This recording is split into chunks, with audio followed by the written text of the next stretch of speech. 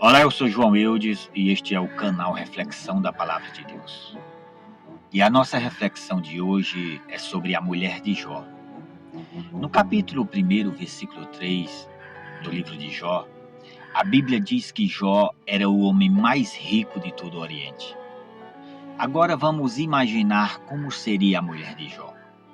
Eu imagino uma dama estilosa e cheia de conforto. A casa deveria ser a mais linda do Oriente. Os melhores móveis, as mais belas joias, muitos servos e uma boa comida. Era uma mulher feliz. Tinha um bom esposo, filhos maravilhosos e unidos que faziam festas em família. Havia paz entre eles. Entretanto, o mal bateu à porta daquela família. As más notícias chegaram para o casal e em um só dia perderam bois, jumentas, servos, ovelhas, camelos, filhos e filhas. A dor e o sofrimento não foi somente de Jó. Sua esposa também sentiu no profundo de sua alma o impacto dos ataques de Satanás. Os 42 capítulos do livro de Jó têm como foco a história do seu sofrimento. No entanto, não devemos esquecer do sofrimento de sua esposa. Observe que tanto ele quanto ela, em um só dia, perderam tudo. E além da perda dos bens e dos filhos, Jó ficou cheio de tumores malignos, do alto da cabeça até a planta dos pés. Uma situação terrível para sua esposa, que sofria de forma intensa, porque não podia fazer nada para aliviar as dores do marido. E num momento de desespero ela disse: "Você ainda conserva a sua integridade? Amaldiçoe a Deus e morra." No capítulo 2, versículo 9. Neste momento, Jó repreendeu-a. "Você fala como uma doida." Observe que Jó não chamou sua esposa de doida, mas que ela falava como tal. Ele sabia que esse não era o comportamento normal dela, mas devido às circunstâncias que ambos estavam vivendo.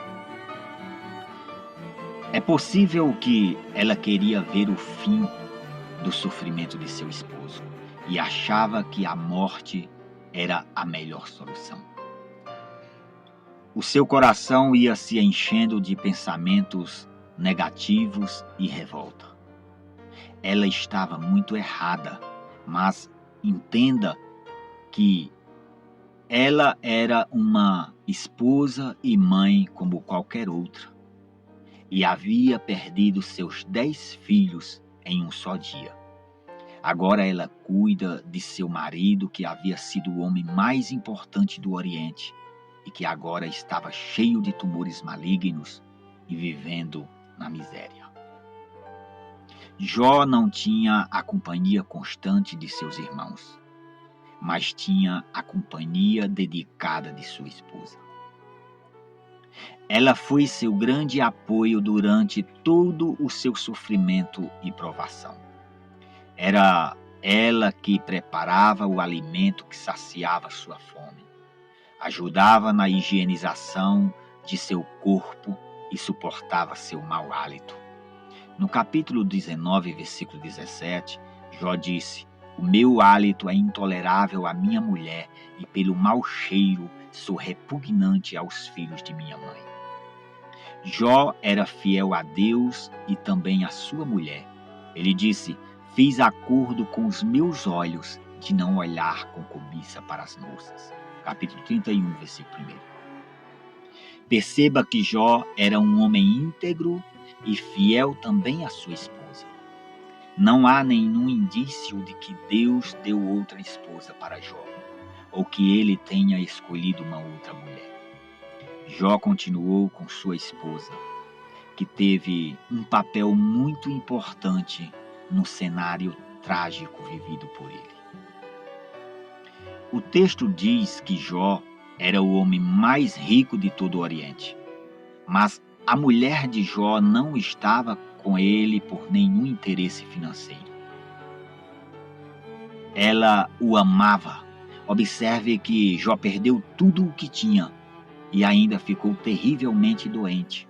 Ela não o abandonou, permaneceu do seu lado em todo o tempo. No capítulo 42, declara que tudo que Jó perdeu com relação aos bens materiais, Deus o restituiu em dobro. E o Senhor deu-lhe o dobro de tudo que antes possuíra. Capítulo 42, versículo 10, parte B. No capítulo 42, 13, o texto diz que Jó teve outros 7 filhos e 3 filhas, e não o dobro dos mesmos. Assim podemos entender que os primeiros 10 filhos não foram perdidos. Deus os tomou para si. A Bíblia não relata, mas talvez nessa nova fase de restauração, com as experiências vividas, fortaleceram a fé do casal. Nas provações da vida, não podemos olhar para nós mesmos, mas precisamos olhar firme em Jesus, o líder e aperfeiçoador de nossa fé. Por causa da alegria que o esperava, ele suportou a cruz, sem se importar com a vergonha. Agora ele está sentado no lugar de honra, à direita do trono de Deus. Hebreus capítulo 12, versículo 2. Que Deus te abençoe em nome de Jesus. Fique na paz, um abraço e até a próxima oportunidade.